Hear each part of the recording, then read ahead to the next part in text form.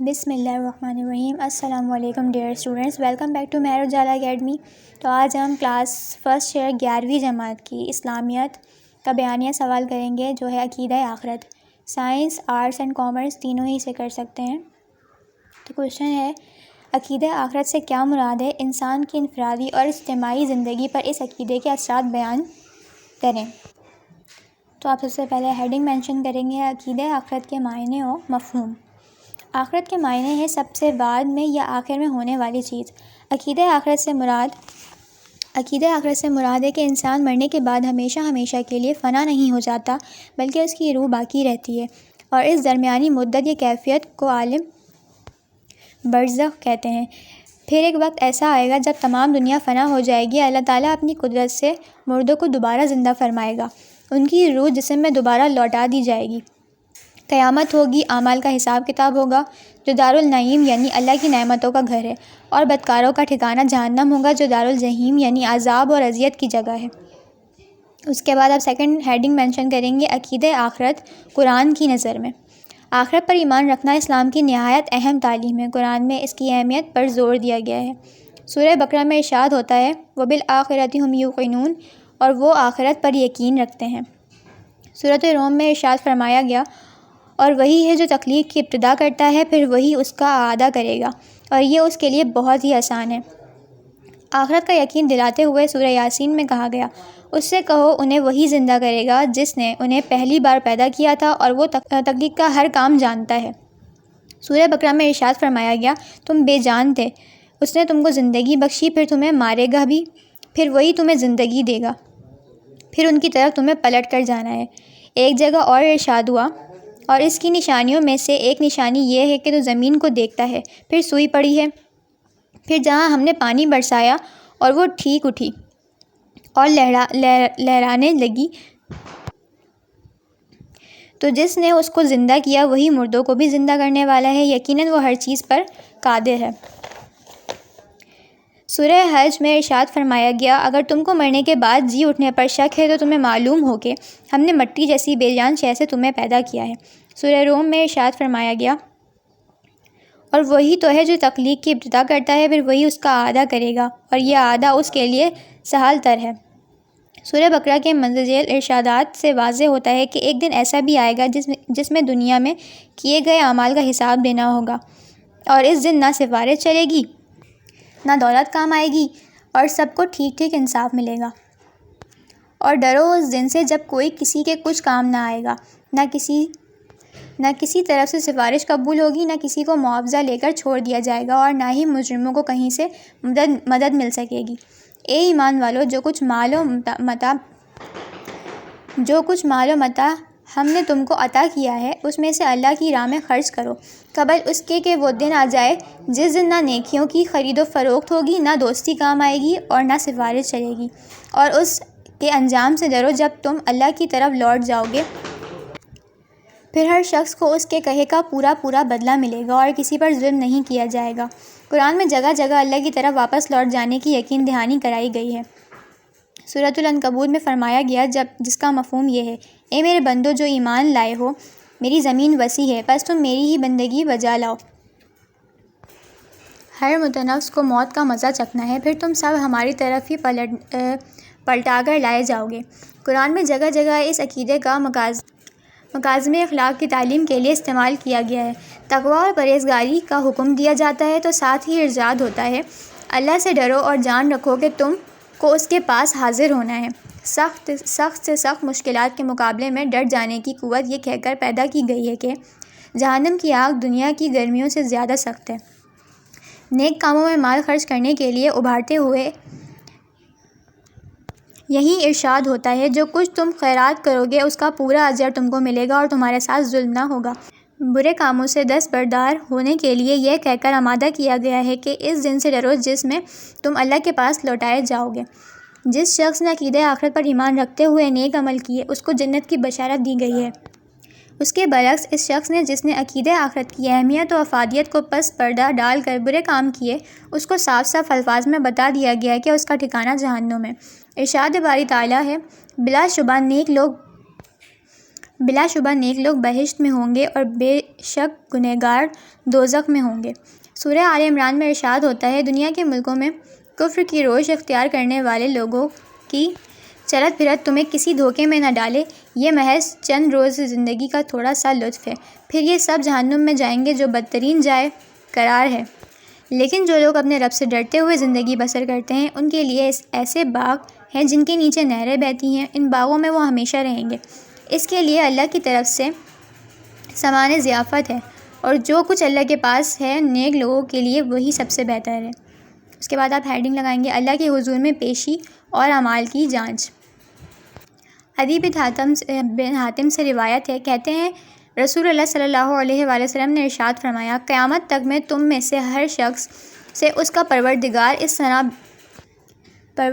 اس طرح بلا واسطہ اور دو بدو کلام فرمائے گا کہ درمیان میں کوئی ترجمان نہ ہوگا، نہ کوئی پردہ حائل ہوگا۔ اس وقت بندے کی وہ کیفیت ہوگی کہ وہ حیرت اور بے بسی سے ادھر ادھر دیکھے گا، بس جب نظر کرے گا اپنی ذہنی جانب تو سوائے اعمال کے کچھ نہ دیکھے گا، اور پھر نظر کرے گا اپنی بائیں جانب تو سوائے اپنے اعمال کے کچھ اس کو نظر نہ آئے گا، اور جب سامنے نظر دوڑائے گا تو اپنے روبرو آنکھ ہی آنکھ دیکھے گا۔ بس اے لوگوں، دوزخ کی اس آنکھ سے بچو، اگر خشک کھجور کے ایک خشک ٹکڑے ہی کے ذریعے اس سے بچنے کی فکر کرو۔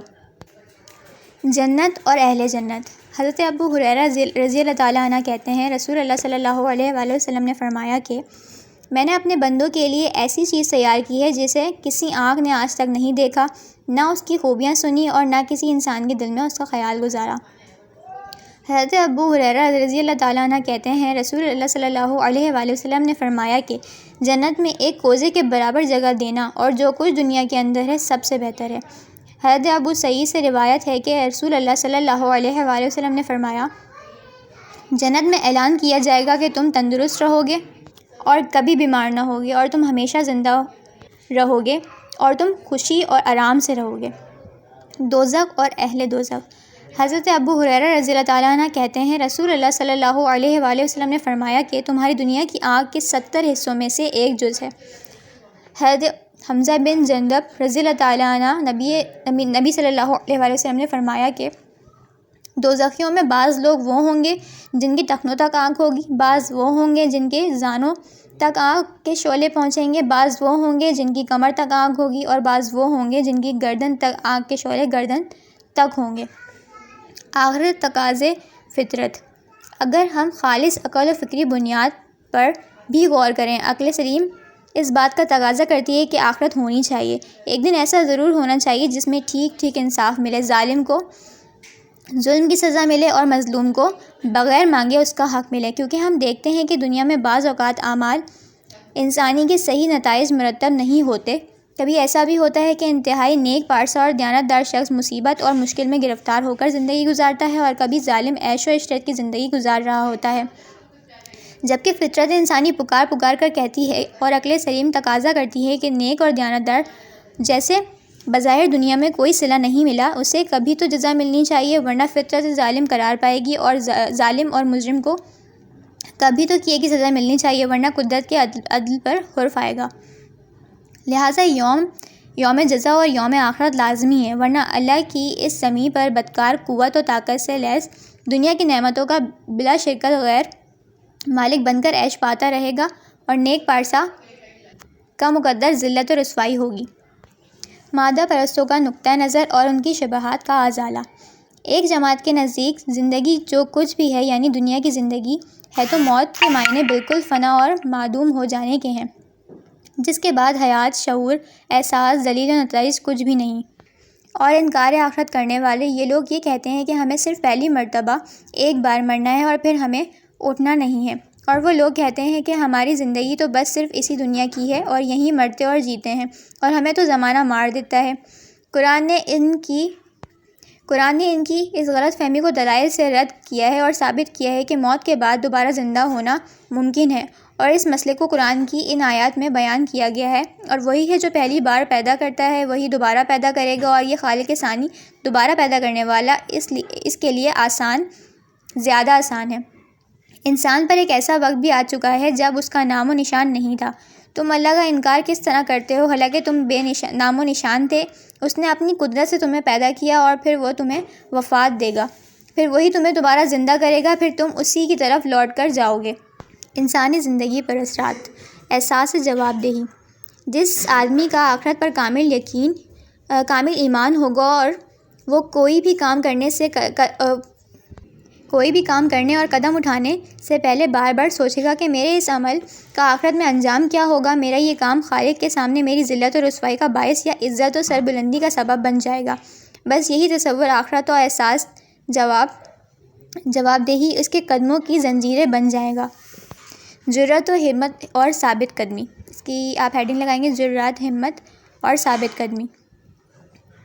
جو آدمی یہ سمجھے گا کہ وہ مرنے کے بعد فنا ہو جائے گا اور اس کا نام و نشان مٹ جائے گا، پھر وہ دوبارہ یہ رشتہ قائم نہ ہوگا، تو وہ بزدل اور ڈرپوک بن جائے گا۔ اس کے برعکس جس کا ایمان یہ ہو کہ اصل زندگی تو آخرت ہی کی زندگی ہے، تو وہ جہاں فانی سے دل لگانے کے بجائے آخرت کی لافانی زندگی کی فلاح کو اپنا مدعا اور مقصود بنائے گا۔ یہ جرأت، یہ ہمت اور اس پانے کا ایثار صرف اور صرف وہ کر سکتا ہے جس کا آخرت پر ایمان ہو۔ صبر و تحمل۔ عقیدہ آخرت سے انسان کے دل میں صبر و تحمل کا جذبہ بیدار ہوتا ہے اور وہ جانتا ہے کہ حق کی خاطر جو بھی تکلیف برداشت کی جائے گی اس کا اللہ تعالیٰ کے ہاں اجر ملے گا، لہٰذا آخرت پر نظر رکھتے ہوئے وہ ہر مصیبت کا صبر و تحمل سے مقابلہ کرتا ہے۔ مال خرچ کرنے کا جذبہ۔ عقیدہ آخرت انسان کے دل میں یہ جذبہ پیدا کرتا ہے کہ حقیقی زندگی کی صرف آخرت کی زندگی ہے، لہٰذا مومن جتنا بھی دولت مند ہو اتنا ہی سخی اور فیاض ہوتا ہے، کیونکہ وہ جانتا ہے کہ یہ زندگی پل بھر کی ہے اور آخرت کی زندگی ابدی ہے۔ نفس اور باطن کی اصلاح۔ معاشرے کے وہ افراد جن کے دلوں میں خوف آخرت نہیں ہوتا، وہ مختلف برے کاموں اور جرائم کا مرتکب ہوتا ہے، جبکہ جن کا آخرت پر ایمان ہوتا ہے وہ دنیا والوں کی نظروں سے بچ کر بھی گناہ کا تصور نہیں کر سکتے۔ یہی خوف آخرت اور ضمیر کی آواز اس کی اپنی ذات اور شخصیت کے اندر پہرے دار کا کام انجام دیتے ہیں۔ اس طرح انسان کی شخصیت میں اندر سے تبدیلی آتی ہے اور اس کے نفس اور باطن کی اصلاح ہو جاتی ہے۔ بیانیہ سوال جو تھا ہمارا عقیدہ آخرت کمپلیٹ ہو گیا ہے۔ نیکسٹ ویڈیو تک کے لیے اللہ حافظ۔